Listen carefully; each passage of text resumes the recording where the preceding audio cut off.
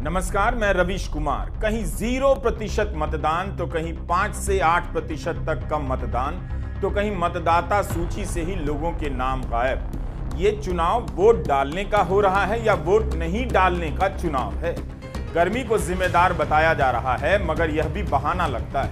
हम इस वीडियो में उत्तराखंड, बिहार और राजस्थान की भी बात करने वाले हैं। 2019 की तुलना में 102 सीटों पर मतदान कम हुआ, बढ़ा नहीं। अगर राज्यों के हिसाब से देखिए तो बिहार, उत्तराखंड, राजस्थान में मतदान काफी कम हुआ है। नागालैंड में तो 6 जिलों में 0% मतदान हुआ है। क्या यह कोई सामान्य घटना है? नागालैंड के पूर्वी इलाकों को लेकर केंद्र ने जो वादे किए वो पूरे क्यों नहीं किए? यहाँ के लोग कई साल से विकास का इंतजार कर रहे हैं। हालत यह है कि नागालैंड की खबर को अखबारों ने कोने में निपटा दिया है। यह बताता है कि हमारा लोकतंत्र से ज्यादा दूसरी और चीजों में विश्वास बनता जा रहा है। आज पूरे देश में इसी पर बड़ी बहस होनी चाहिए थी। मुख्य चुनाव आयुक्त से लेकर प्रधानमंत्री से लेकर विपक्ष के नेताओं को सबको इस पर बोलना चाहिए था कि नागालैंड में क्या हुआ और क्यों हुआ। क्यों दूसरे राज्यों में भी लोग वोट डालने नहीं निकले हैं? कभी राम के नाम पर, कभी मंदिर के नाम पर, कभी 2047 के नाम पर। क्या इसके लिए चुनाव हो रहा है? तो लोग मंदिर क्यों ना जाएं? मतदान केंद्र जाकर क्या करेंगे? नागालैंड के 6 जिलों में वोट नहीं पड़ा। इससे बड़ा तिरस्कार क्या हो सकता है? वहां तो लू नहीं चल रही, वहां तो मौसम सुहाना है, फिर भी लोगों ने 6 जिलों में 0% वोट क्यों किया?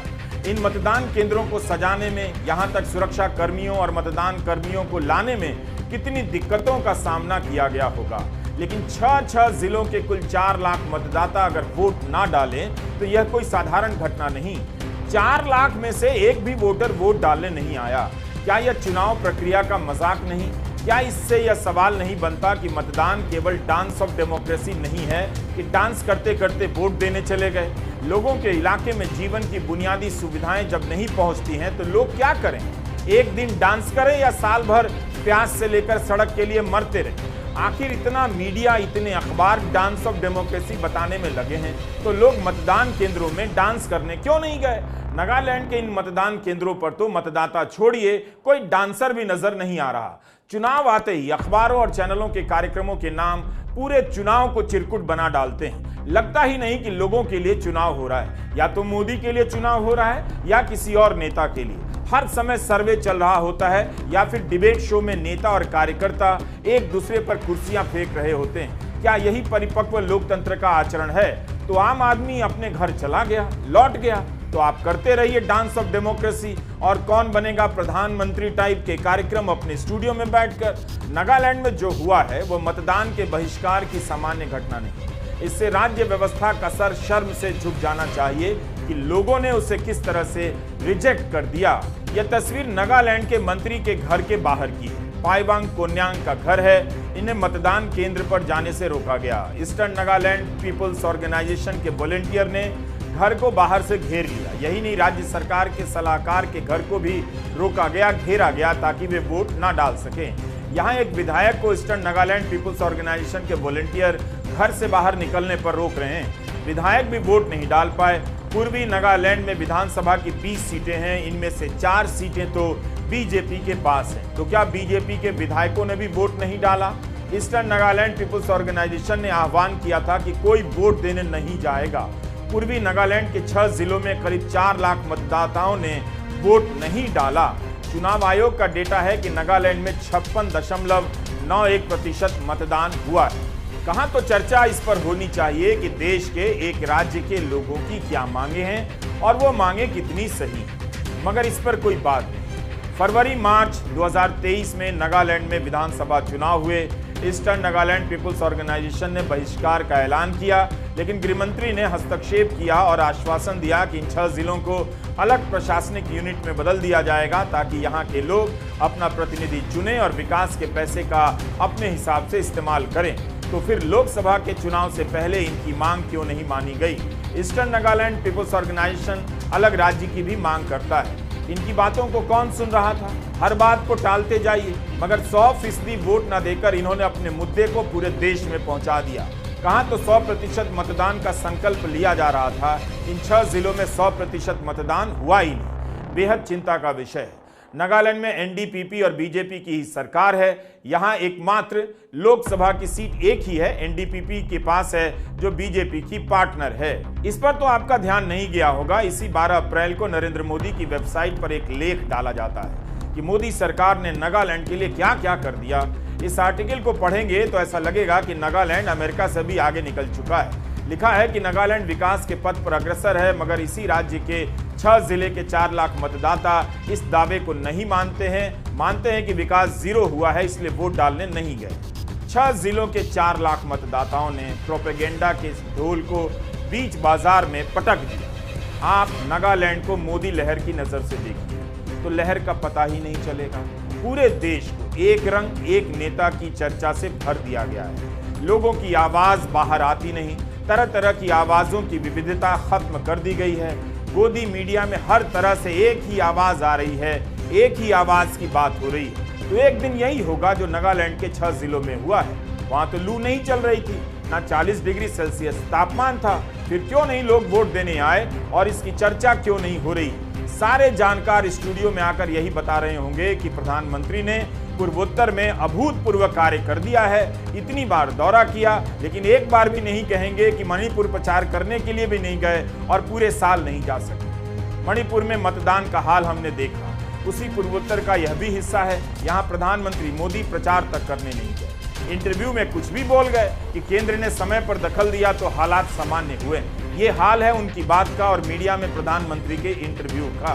देश ने 19 अप्रैल को देखा कि किस तरह से मणिपुर में मतदान हुए।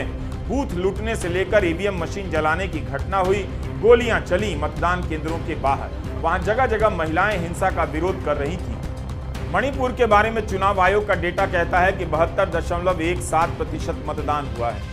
जिस राज्य में हालात सामान्य नहीं हैं, जिसकी एक लोकसभा सीट पर 2 चरणों में मतदान हो रहा है, जहां लोगों ने दोबारा मतदान की मांग की, वहां 72% से अधिक मतदान हुआ है ना कमाल। तभी तो इस देश पर ईश्वर की इतनी कृपा रहती है कि सब कुछ भगवान के नाम पर अंत में हो ही जाता है। असली आयोग तो ईश्वर ही है। नागालैंड और मणिपुर में लू नहीं चल रही थी। अब आते हैं उत्तराखंड, यहाँ भी लू नहीं चल रही थी, तब फिर यहाँ मतदान क्यों कम हुआ। गर्मी तो 2019 में भी थी। अगर गर्मी कारण है तो फिर उत्तराखंड में वोट कम क्यों पड़ा। जानकार बहस कर रहे होंगे कि किस पाले के समर्थक वोट देने गए या नहीं गए, इससे बीजेपी जीतेगी या विपक्ष हारेगा। लेकिन हार जीत से अलग कर देखिए तो वाकई चिंता की बात है कि इस बार मतदान कम हुआ। चुनाव से पहले कितना ड्रामा चला, आपको याद होगा। शपथ दिलाई जाने की खबरें छपती थी कि 100% मतदान कराएंगे। कभी बीजेपी तो कभी आरएसएस तो कभी सरकारी कर्मचारियों के बयान आने लगे कि यहाँ 100% मतदान का संकल्प लिया गया है। होता कुछ नहीं। उन समाचारों में कुछ लोग हाथ आगे कर शपथ की मुद्रा में खड़े रहते हैं और फोटो अखबार में छप जाती है। पता करना चाहिए कि जिन जिन लोगों ने शपथ ली थी उनमें से 100% मतदान हुआ है या नहीं। चुनाव आयोग ने भी बार बार मतदान प्रतिशत बढ़ाने की बात की, लेकिन उसकी इन तैयारियों का क्या हुआ, इन बातों का क्या हुआ। इन लक्ष्यों के पीछे जागरूकता अभियान के नाम पर जो पैसा और समय खर्च किया गया, उसका क्या रिजल्ट निकला, इसकी भी ऑडिट होनी चाहिए। एक एक वोट की कीमत बताने वाले इस लोकतंत्र में जब 15 मतदाताओं के नाम सूची से कटते हैं तो उसकी खबर दैनिक जागरण में कोने में छपती है। यह नैनीताल लोकसभा सीट की खबर है। अमृत विचार अखबार में कम से कम इसे बढ़ाकर छापा गया है कि आनंदपुर गांव में 15 मतदाताओं ने अपना नाम सूची में नहीं पाया। क्या चुनाव आयोग इनके पास एक एक वोट के महत्व के नाम पर दोबारा जाएगा और वोट लेगा। अमर उजाला ने तो लिखा है कि 15 लोग जब वोट डालने गए तो उनका नाम मरे हुए लोगों की सूची में था। इस तरह की कमियां कैसे रह जाती, क्या ये किसी घोटाले के समान नहीं। टाइम्स ऑफ इंडिया में पंकुल शर्मा की रिपोर्ट है कि देहरादून में कई मतदान केंद्रों पर लोगों को मतदाता सूची में अपना नाम ही नहीं मिला। इनमें से ऐसे लोग भी हैं जो हर चुनाव में वोट डालते आए। इसी रिपोर्ट में है कि एमकेपी पीजी कॉलेज के बूथ पर ही 50 मतदाताओं को मतदाता सूची में नाम नहीं मिला।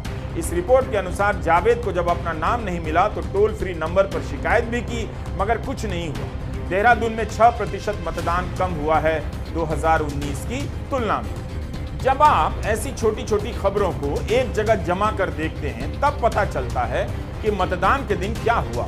एंजॉय करना, चुनाव का पर्व मनाना, सेलिब्रेशन का दर्जा देना, इस टाइप की बातें ठीक है, लेकिन वोटर लिस्ट में जब कई दशकों से वोट देते आ रहे मतदाता ही गायब हैं, तब आप एंजॉय करेंगे और क्या पर्व मनाएंगे। दुनिया भर में इसे सप्रेशन कहा जाता है और गंभीर माना जाता है कि किसी मतदाता को आपने वोट देने से रोका। चुनाव आयोग को बताना चाहिए कि राष्ट्रीय स्तर पर ऐसी कितनी शिकायतें आई हैं और उन पर क्या कार्रवाई होगी। उत्तराखंड की सभी 5 सीटों पर मतदान हो गए, लेकिन मतदान प्रतिशत बहुत निराश करने वाला है। यह 2 मार्च की रिपोर्ट है। याद कीजिए, खबर के अनुसार उत्तराखंड में 75% मतदान कराने का लक्ष्य बताया गया है। इस खबर में लिखा है कि लोगों को शपथ दिलाई गई। खबरों में तो यह भी छपा है कि बीजेपी का भी यही लक्ष्य है कि 75% मतदान होगा, मगर हुआ तो नहीं। 14 अप्रैल के अमर उजाला की खबर है। इसमें बताया गया है कि उत्तराखंड में पोस्टल बैलेट से 94.73% मतदान हो चुका है। मीडिया से बातचीत में मुख्य निर्वाचन अधिकारी डॉक्टर BVRC पुरुषोत्तम ने बताया कि 60 लाख से अधिक मतदाताओं को मतदान की शपथ दिलाई जा चुकी है। इस बार उनका लक्ष्य 75% मतदान का है।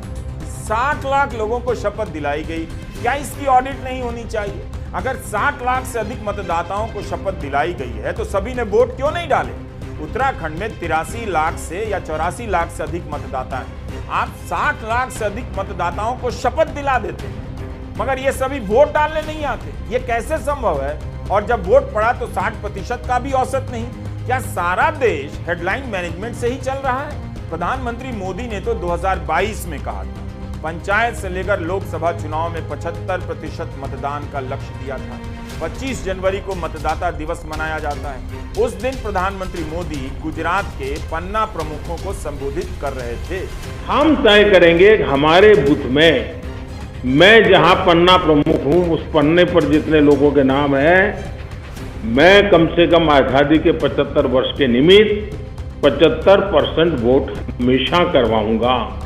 जो भी चुनाव होगा, छोटा चुनाव होगा, बड़ा चुनाव होगा, राज्य का होगा, पंचायत का होगा या देश का होगा, मैं ये तय करूंगा, हाँ 75% वोट मेरे पन्ना प्रमुख के नाते मेरी जहां जिम्मेवारी है वहां हो, बूथ समिति के अध्यक्ष के नाते जहां बूथ हो वहां हो, और जहां भी मेरी जो भी जिम्मेवारी हो, ये हमने करना चाहिए।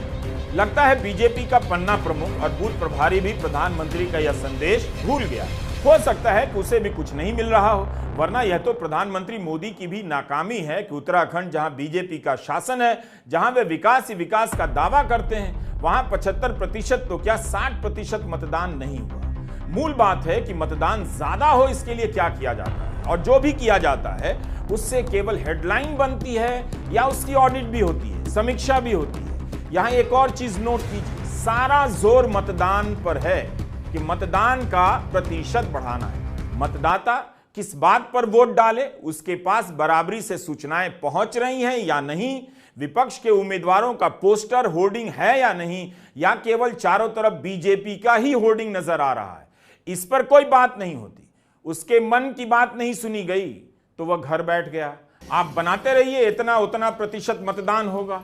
आज उत्तराखंड के तमाम अखबार और वेबसाइट इस तरह की खबरों से भर गई हैं कि 75% मतदान कराने का लक्ष्य हवा में उड़ गया।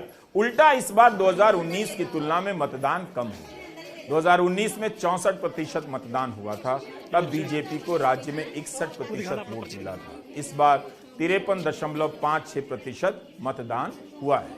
यह नैनीताल है। मतदान कर्मचारी ईवीएम लेकर लौटे हैं, लेकिन जिस उत्साह से फील्ड में गए थे वो अंत में निराशा में ही बदल गई होगी। नैनीताल जिले में ही करीब 2% मतदान कम हुआ है। 2019 में यहाँ 63.15% मतदान हुआ था, इस बार 61.35% मतदान हुआ है। अल्मोड़ा में 2019 में 55% मतदान हुआ, इस बार तो 46.94% ही मतदान हुआ। से अपील की है, पहले मतदान किया है, उसके बाद अभी जलपान भी करेंगे। थोड़ा जलपान अभी यहाँ पर किया है, और मैं सबसे अपील करता हूँ कि पहले मतदान फिर जलपान। हमारे मुख्यमंत्री जी का है गाँव बसी तो थोड़ा खराब हुई तो उन लोगों ने देखना चाहिए था, अधिकारी लोगों ने। कितनी देर से खड़े हैं आप? आधा घंटा पौन घंटा हो रहा है। भीड़ काफी हो गई है? हाँ, हो ही रही है। धूप भी हो रही है? हाँ, हल्की धूप हो रही है। मुख्य चुनाव आयुक्त किस आधार पर एएनआई से कह रहे थे कि उन्हें मतदाताओं में उत्साह दिख रहा है। जागरूकता अभियान के बारे में बताने लग गए, कहने लग गए कि इस बार युवा मतदाता वोट डालने निकलेगा। मतदान केंद्रों पर 75% मतदाता क्यों नहीं आया? उत्तराखंड में तो न तो गर्मी थी न लू चल रही थी। गढ़वाल में, जहां से बीजेपी के हाई प्रोफाइल उम्मीदवार अनिल बलूनी चुनाव लड़ रहे हैं, वहां 50.84% ही मतदान हुआ है। मोदी के नाम पर चुनाव लड़ रहे हैं और मतदान 50% के आसपास। क्या इसके बाद भी अगर इनकी जीत हुई तो कहा जाएगा कि मोदी लहर से जीती? बेशक उन्हीं के नाम पर जीत रहे होंगे, लेकिन 50% से आसपास उसके मतदान के क्या कारण हैं? क्या वहां के मतदाता इतने निराश थे कि किसी के लिए वोट देने नहीं गए?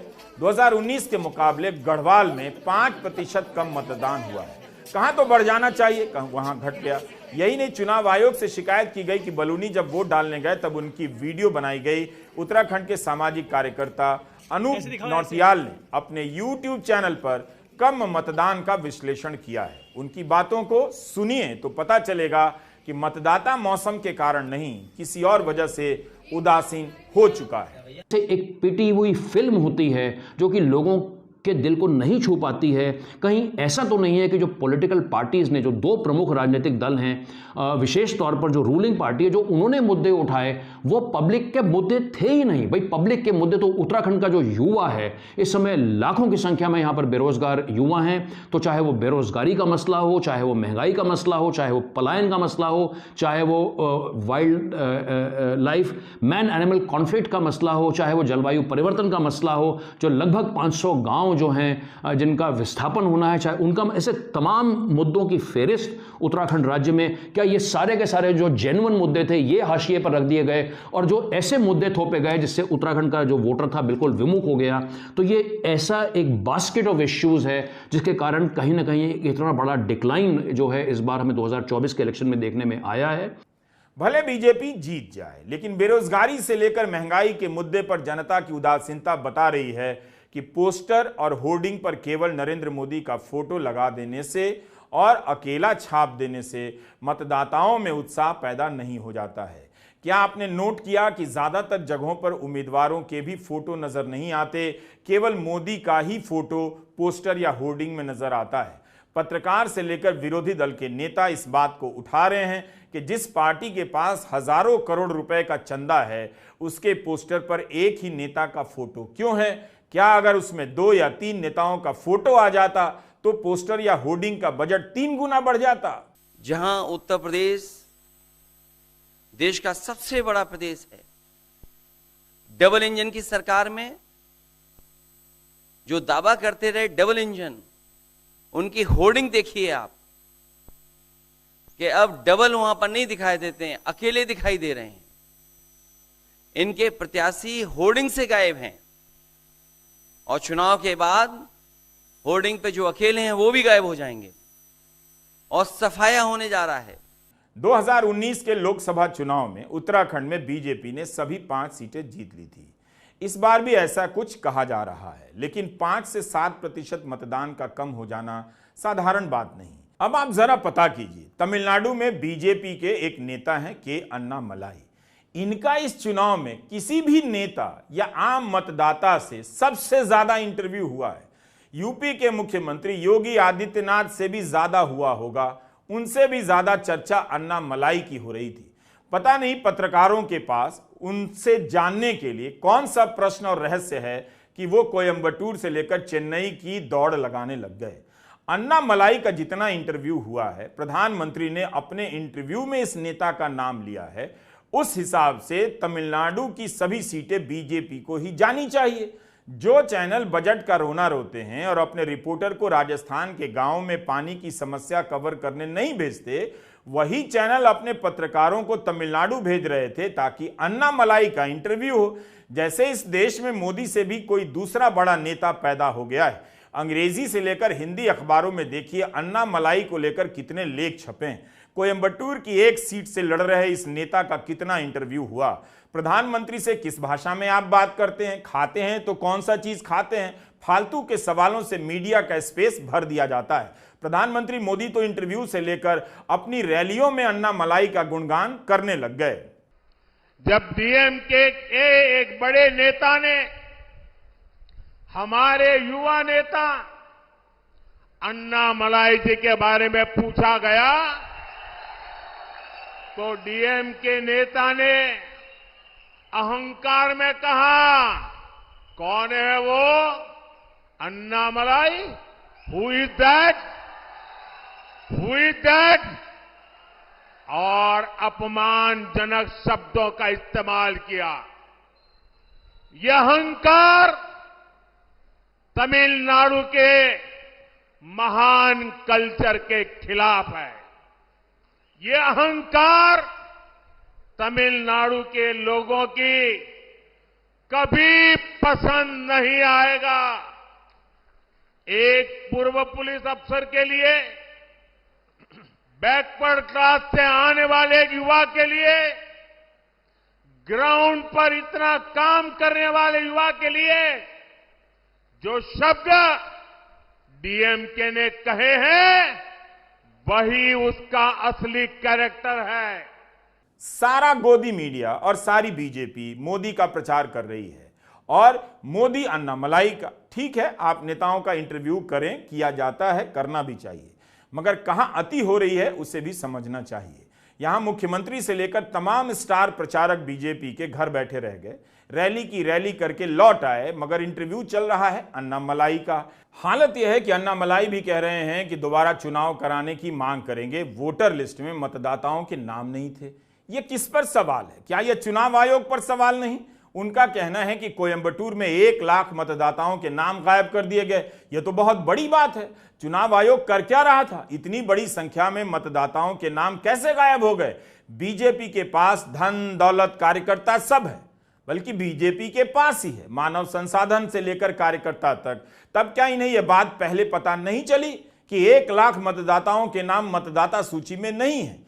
एक से एक जमीनी नेता इस देश में है जो राजनीति की सीढ़ियां कितने संघर्षों के बाद चढ़ते हैं, फिसल जाते हैं, चढ़ भी नहीं पाते हैं। लेकिन कोई आईपीएस की नौकरी छोड़कर राजनीति में आ गया तो यह बड़ी बात हो गई। इतनी कुंठा भारतीय पत्रकारिता में जमा है या आम लोगों के मन में भी है? क्या हो गया आईपीएस की नौकरी छोड़ दी तो? यहां बीजेपी से लेकर राजद तक में, कांग्रेस तक में सैकड़ों नेता घर परिवार छोड़कर अपना जीवन बर्बाद कर रहे हैं, राजनीति कर रहे हैं। क्या उनसे ज्यादा अन्नामलाई ने छोड़ दिया है? इन्हीं सबसे चुनाव की चर्चा को भर दिया जाता है और आम आदमी गायब कर दिया जाता है। इस बार चर्चा से भी गायब हुआ और मतदान केंद्र से भी कई जगहों पर गायब हो गया। तमिलनाडु की 39 लोकसभा सीटों पर 68.96% मतदान हुआ।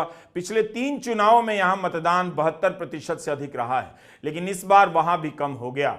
बिहार के 4 लोकसभा सीटों पर बहुत ही खराब मतदान हुआ। औरंगाबाद में 2019 में 53.63% वोट पड़ा, इस बार 50% पड़ा है, कम हो गया। जबकि बीजेपी जदयू चिराग की पार्टी के कारण उसके पास बहुत बड़ा सामाजिक आधार है। उस हिसाब से भले उनकी जीत पक्की बताई जाती है, लेकिन मतदान का प्रतिशत बता रहा है कि बीजेपी का समर्थक वोटर भी उत्साहित नहीं। उसे समझ नहीं आ रहा कि भारत का नाम तो हो गया दुनिया में, तो उसके तन पर जो फटा कपड़ा था वो कैसे बदल गया। बिहार में भी 2019 की तुलना में 4 सीटों पर करीब 4 से 5% कम वोट पड़ा है। क्या यह भी हुआ है कि इस बार वोट डालने वो लोग नहीं आए जो दूसरे राज्यों से वोट डालने आया करते थे? बड़ी संख्या में पलायन के कारण इस जगह से लोग बाहर चले गए औरंगाबाद से और वोट यहां कम हुआ। एक स्थानीय जानकार ने कहा कि जिस तादाद में यहां से लोग बाहर गए हैं उस हिसाब से 50% मतदान भी बहुत है। स्थानीय मतदाता में भी उत्साह नहीं है, भाजपा समर्थक जातियों में भी उत्साह नहीं देखा गया। हार जीत इसीलिए छोड़ दीजिए, वो किसी की भी हो सकती है। हो सकता है 50% मतदान में ज्यादातर मतदाता बीजेपी के ही हों, या यह भी हो सकता है कि बीजेपी के कम हों, नहीं देने गए, और विपक्ष के ज्यादा हों। मगर मोदी लहर होती तो उसका असर इन जगहों पर मतदान में जरूर दिखता। बिहार के नवादा में 41.50% मतदान हुआ है। 2019 में यहां 50% से कम मतदान हुआ था। आखिर नवादा के मतदाता वोट क्यों नहीं डाल रहे हैं? 2009 से लेकर 2024 के 4 चुनावों में बीजेपी ने कभी इस जिले के नेता को टिकट नहीं दिया। जब भी दिया जिले से बाहर के लोगों को दिया और हर बार बदल दिया। यही नहीं, हर बार एक ही जाति के लोगों को टिकट दिया गया। नवादा सीट से एक बार लोजपा के उम्मीदवार जीते थे, वे भी उसी जाति से थे जिस जाति के लोगों को बीजेपी यहां से टिकट देती है। इस बार बीजेपी ने यहां से सीपी ठाकुर के बेटे विवेक ठाकुर को टिकट दिया है। इस हिसाब से भी सोचिए कि नवादा के मतदाताओं के लिए 4 चुनावों में क्या बदल गया। बाहर से उम्मीदवार थोपना और हर बार एक ही जाति के उम्मीदवार को लाभ देना किसी भी संसदीय क्षेत्र की राजनीतिक विविधता को खत्म कर देता है। प्रधानमंत्री नरेंद्र मोदी यहां रैली करने आए, उन्होंने विकास के बड़े बड़े दावे किए, दुनिया में भारत का डंका बज रहा है बताया, फिर भी नवादा में मोदी का डंका नहीं बजा। मैं हार जीत के टर्म में बात नहीं कर रहा, बल्कि इस टर्म में कर रहा हूं कि नवादा के लोग वोट डालने क्यों नहीं गए। क्या गर्मी के कारण वोट डालने नहीं गए या कोई और वजह है? सवाल है कि अगर देश में मोदी लहर चल रही है तो फिर नवादा में वो लहर क्यों नहीं दिखी? तेजस्वी यादव ने भी नवादा में सभा की, लेकिन क्या वे अपने समर्थकों में मतदान के लिए जोश भर पाए? इम्तिहान तो उनका भी है। देखिए, चारों सीट जो है हम लोग जीत रहे हैं, महागठबंधन जीत रही है और बहुत ही अच्छा पोजीशन है। हमने तो ब्लॉक वाइज मीटिंग की है, जो फीडबैक आया है बहुत ही बढ़िया आया है और वन साइडेड आया है। जो बीजेपी का 2024 का 400 पार का जो फिल्म था वो फर्स्ट डे ही जो है सुपर फ्लॉप हो गया है और काट की हांडी जो है बार बार नहीं चढ़ती है और ये जो बीजेपी का जो जुमलों का जो पहाड़ था ये दह चुका है। तो इस बार जनता जो है समझ चुकी है और बिहार की जनता जागरूक है और इनको इस बार सबक सिखाएगी। तेजस्वी का यह दावा क्या चुनावी जीत का रूटीन दावा है या वाकई इसमें दम है? 4 जून तक इंतजार कर लीजिए। कहा जा रहा है कि कई जगहों पर कांग्रेस से लेकर विपक्ष के दलों का बूथ मैनेजमेंट बहुत खराब है। इसका कारण समझ में भी आता है। लगातार हमले से विपक्षी दल बिखर गए हैं, उनके पास अब आर्थिक शक्ति नहीं कि कार्यकर्ताओं को खर्चा दे सकें। तो उन्हें यह बात हर रैली में कहनी चाहिए कि हमारे कार्यकर्ता आपके घर ना भी आएं तो भी आप खुद चलकर वोट देने आएं। क्या विपक्ष के नेता जल्दी में हैं? वो ये बातें भूल जा रहे हैं। दूसरी तरफ बीजेपी की हालत देखिए। अगर बिहार में मतदान कम हुआ है तो सवाल बीजेपी को लेकर ज्यादा हो सकता है। उसके पास तो हर तरह के पन्ना प्रमुख हैं। पार्टी के पास कई हजार करोड़ का चंदा है, इतना पैसा है कि कई चुनाव में भी खर्च नहीं होगा। फिर भी वोट कम क्यों हुआ? इतना पैसा आखिर जा कहां रहा है? क्या इस बार बीजेपी के कार्यकर्ताओं को 8000 करोड़ में से कुछ भी नहीं मिल रहा? याद रहे, आज 21 राज्यों की 102 सीटों पर मतदान हुआ और इंडिया गठबंधन बीजेपी से कहीं ज्यादा आगे है। तमिलनाडु, महाराष्ट्र, राजस्थान, बिहार, यहां की उत्तर प्रदेश तक में जबरदस्त प्रदर्शन हुआ है। कई बार जो हमारे आसपास होता है उसको हम ध्यान नहीं दे पाते हैं, लेकिन वो बदलते वक्त की दस्तक होती है। एक्सेस माय इंडिया के प्रदीप गुप्ता का उस ट्वीट को डिलीट करना जिसमें साफ तौर पे ये लिखा था कि 13 राज्यों में बीजेपी अपना जनाधार खो रही है, या बीजेपी के सांसदों का खुलेआम ये कहना कि मेहनत करो, कोई मोदी की वेव नहीं है, उस बात की पुष्टि करता है जो हम लगातार कह रहे हैं। 10 साल सत्ता में रहने के बाद मोदी जी आज भी कांग्रेस को कोसने के अलावा दूसरी कोई बात नहीं कर पा रहे। कोई ऐसी बड़ी उपलब्धि नहीं है जो गिनाए, कोई ऐसा काम नहीं किया जिस पर चर्चा करें, ना आगे की कोई रणनीति है। असल में तो इंटरव्यू से लेकर चुनावी रैली तक वो बेहद ऊर्जा विहीन, थके हुए और उबे हुए लग रहे हैं। कभी कभी तो उनको देखकर ऐसा लगता है कि उम्र का तकाजा हो, ऐसा लगता है कि जैसे किसी बूढ़े आदमी को जबरदस्ती ठेला जा रहा हो। ना रैलियों में तालियां बज रही हैं, ना इंटरव्यू से कोई बड़ी सुर्खी, बड़ी हेडलाइन निकल रही है जो नैरेटिव सेट कर पाए, वही घिसी पिटी बातें। और दूसरी तरफ राहुल गांधी, नाक में दम कर रखा इन्होंने, कभी गाड़ी में कभी सड़क से जनता से सीधा संवाद कर रहे हैं। युवाओं को तो 100% यकीन हो चला है कि अगर कोई व्यक्ति इनके लिए कुछ करेगा तो वो सिर्फ राहुल गांधी है, बाकी किसी के बस की बात नहीं है ये। हम कह सकते हैं कि देश के भिन्न भिन्न अंचलों में आज जिन 102 सीटों पे मतदान हुआ है उसमें मतदान की जो मनोभाव दिखा है वो एक मजबूत, निर्णायक सरकार प्रधानमंत्री श्री नरेंद्र मोदी जी के नेतृत्व में देने के लिए बहुत दृढ़ता के साथ और गंभीरता के साथ उठता हुआ नजर आया है। और हम आश्वस्त हैं कि इस प्रथम चरण में पिछली बार से कहीं अधिक सीटें हम जीतकर अपने विजय के अंतर को प्रभावी और निर्णायक ढंग से बढ़ाने में सफल होंगे और एक लंबी छलांग हम उन राज्यों में मारने जा रहे हैं जहां अभी तक हमें अपेक्षाकृत रूप से उतना महत्वपूर्ण नहीं माना जाता था। हर दल के नेताओं ने अपनी जीत का ऐलान कर दिया है और मतदाता किसी की जीत को लेकर उत्साहित नजर नहीं आता है। मदर ऑफ डेमोक्रेसी के फादर ऑफ पावर तो बहुत खुश हैं, लेकिन सच यही है कि मतदाताओं में जोश नहीं है। कहीं जाति के नाम पर विरोध हो रहा है, कहीं रोजगार के नाम पर। मतदाता को पता है कि उनकी जीत से उसे क्या मिलने जा रहा है। अगर एंटी इनकम्बेंसी लहर नहीं है तो प्रो इनकम्बेंसी लहर भी नहीं दिखती। उत्तराखंड के बाद बिहार और राजस्थान 2 राज्य ऐसे हैं जहां मतदान बाकी राज्यों की तुलना में बहुत कम हुआ है। राजस्थान में 57.26%। पहले चरण के मतदान में जिन 12 सीटों पर राजस्थान में मतदान हुआ, उसमें 6% तक मतदान कम हुआ। पिछले चुनाव के औसत परिणाम अलग रहे। इसके क्या मायने हो सकते हैं? एक उदाहरण देता हूं। 2004 में भारतीय जनता पार्टी के पास 21 सीटें थी और कांग्रेस के पास 4। 1% के करीब वोट स्विंग हुआ अगले इलेक्शन में और परिणाम रहा कांग्रेस 20, भाजपा 4, अन्य 1। तो इन 6% का क्या इम्पैक्ट रहेगा वो हम देखते हैं।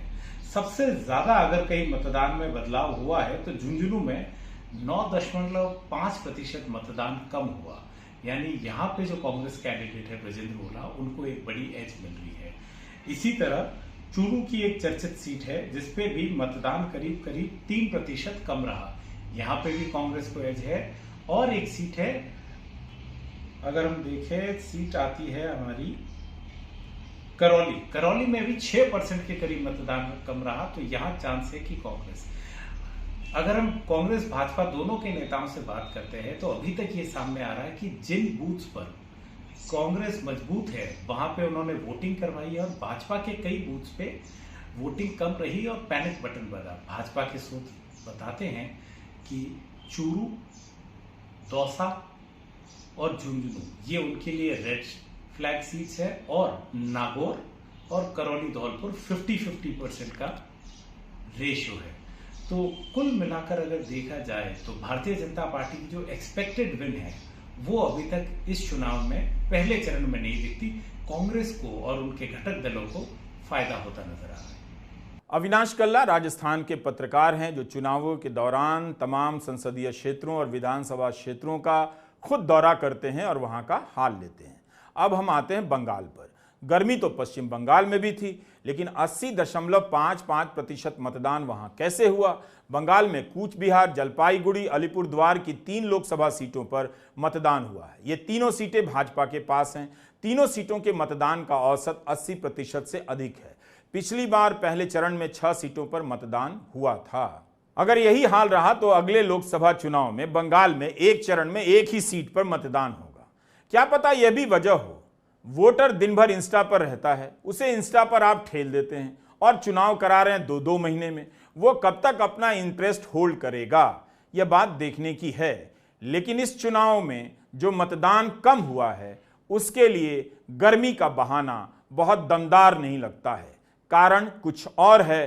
कारण हमारी राजनीति और बहुत हद तक खराब नेता हैं। नमस्कार, मैं रवीश कुमार।